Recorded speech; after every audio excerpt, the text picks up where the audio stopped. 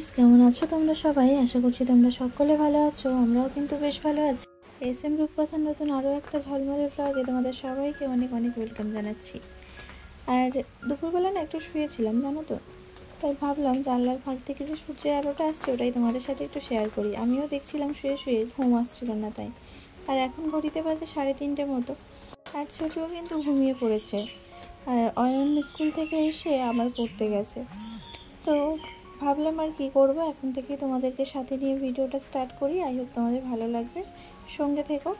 ছোট ঘুমাচ্ছিল, বিছানায় রোদ পড়ছিল, তাই ভাবলাম যে পর্দাটা টেনে দিই, তাহলে আলোটাও থাকবে আর রোদটাও অতটা গায়ে লাগবে না। আর আমি আমার সংসারের সমস্ত কাজকর্ম এরকম সময় খুঁজেই বের করে নিই।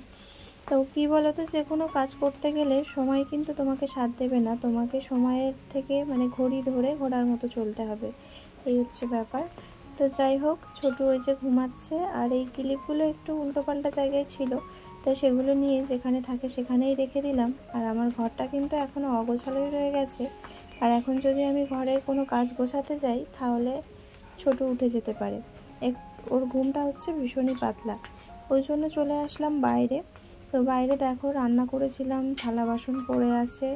তারপর বাবা ভাত খেয়েছিল, মাও ভাত খেয়েছিল, সেই সব থালা বাসন কিন্তু এখনও পড়ে আছে, কোনো কিছুই গোছাইনি।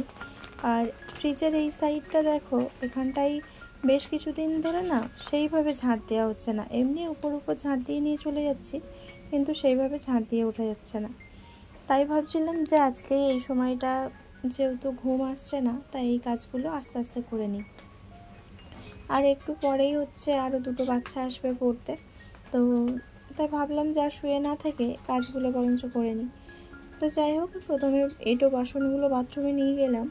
আর এখন তো এই বাথরুমেই বাসন টাসন মাজা হয়, যেহেতু রান্নার জায়গাটা এখনও কমপ্লিট করা হয়নি। আর বাইরে বৃষ্টি হচ্ছে, তো মাঝে মাঝে বৃষ্টি হচ্ছে, তো জল কাদায় আর যেন বাইরে যেতে ইচ্ছা করে না। আর একটা জিনিস লক্ষ্য করে দেখা গেলে কি হয় বলো তো, যে মানুষ হচ্ছে অভ্যেসের দাস। যেরকম অভ্যেস তৈরি করবে সেই রকম অভ্যেস কিন্তু রয়ে যাবে। তো যখন আমাদের এরকম বাথরুম ছিল না ঘরের মধ্যে, খোলামেলা ছিল ঘর বারান্দা, বাড়ির থেকে প্রায় একটু দূরে বাসন মাজতে যেতে হতো, স্নান করা, তারপর পুজো দিতে যাওয়া, সব কিছুই কিন্তু বাইরেই হতো। কিন্তু যখন থেকে এই ঘরের মধ্যে এইগুলো হয়েছে, তখন থেকে বাসন টাসন মাজাও ঘরের মধ্যে হয়, এখন যেন আর বাইরেই বেরোতে ইচ্ছা করে না। আর যাই হোক, তোমাদের সাথে কথা বলতে বলতে আমার কিন্তু বাসন টাসন মাজা হয়ে গেছে। আর স্নান করেছিলাম যে নাইটিটা পরে, সেই নাইটিটাই কিন্তু এখনও মেলা হয়নি, তো সেই নাইটিটাও একেবারে মেলে দিয়ে আসছি। আর ছোটোর একটা প্যান্টও আছে সাথে।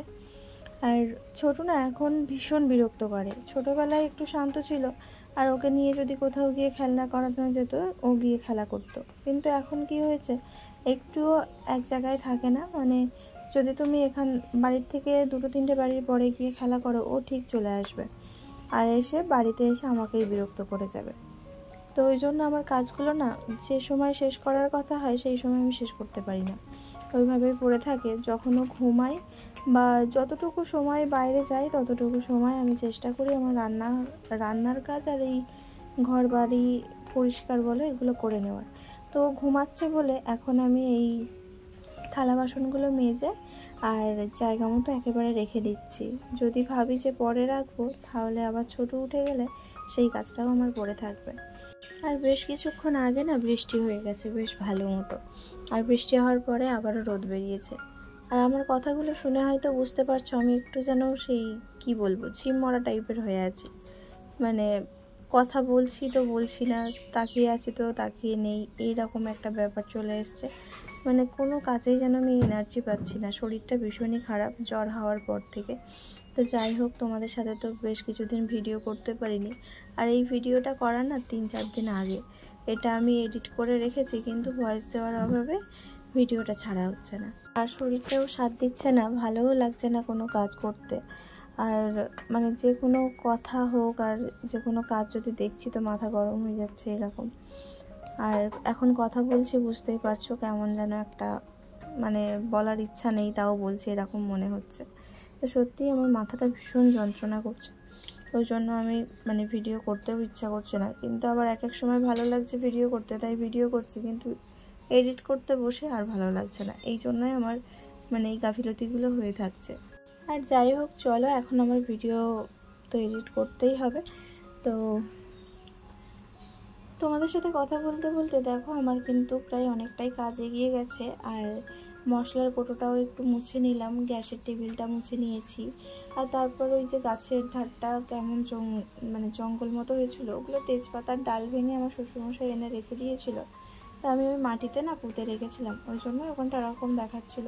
তো তারপরে রান্নাঘরটা পরিষ্কার করে নিয়েছি। আর এদিকে আমার ছোটুও উঠে গেছিলো, তাই ওকে গিয়ে আবার ঘুম পাড়িয়ে দিয়েছি। আর এখন বাজে 4:45। তো চলো এখন যে কাজগুলো বাকি ছিল সেগুলোও আবার করে নেব। এখন হচ্ছে এই বোতলগুলোতে জল ভরে রাখবো। আর জল যদি বোতলে খালি থাকে না, তখন আর কেউ ভরতে চায় না। আর আমার তো এক সময় এতটাই এনার্জি লস লাগে যে আমি মানে বোতল কিংবা এক গ্লাস জলও গড়িয়ে খেতে যেন আমার কষ্ট হয়ে যায়, এরকম মনে হয়। একটার পর একটা কাজ করতে করতে যেন এনার্জিটা আবার ফিরে পাচ্ছি। ওই জন্য ভাবলাম যে তাহলে একেবারে বোতলগুলো জল ভরে নিয়ে রেখে দিই।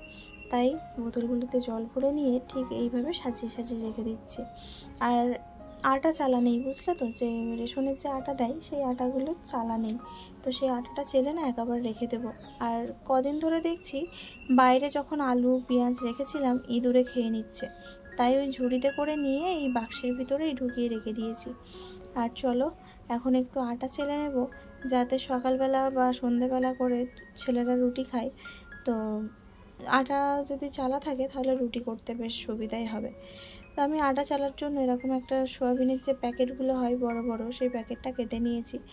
আর এতেই আটা চাললে একটু সুবিধাও হয়। পেপার কাগজে যখন আটা চালি না, যদি একটু জল থাকে নিচে বা একটু হাত ফাত লাগে ছিঁড়ে যায়, ওই জন্য এই কাগজটা বেশ আমার জন্য পারফেক্ট।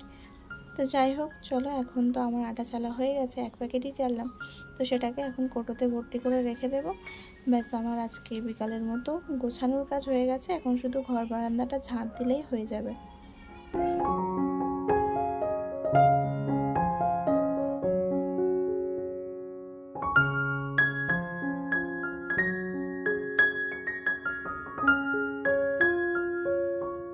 আর ওই যে বাচ্চাটা দেখলে, ওই বাচ্চাটা এসছে পড়তে। তো এতটাই কান্না করছে পড়তে এসে যে আমাদের ছোটটাই ঘুম থেকে উঠে গেছে। আর অতিরিক্ত কান্না করছে, ওর মা দিয়ে চলে গেছে আর সেই থেকে কান্না ধরেছে। মানে এই কদিন পড়তে আসছে এইরকম কান্না করছে। আর ওর মা বাবাকে বলছি যে পড়তে দিয়ে যাবে, দিয়ে চলে যাবে, থাকবে না। এবার থাকলে বাচ্চাদের মায়া পড়ে যায়, তখন ওই ছাড়তে চায় না।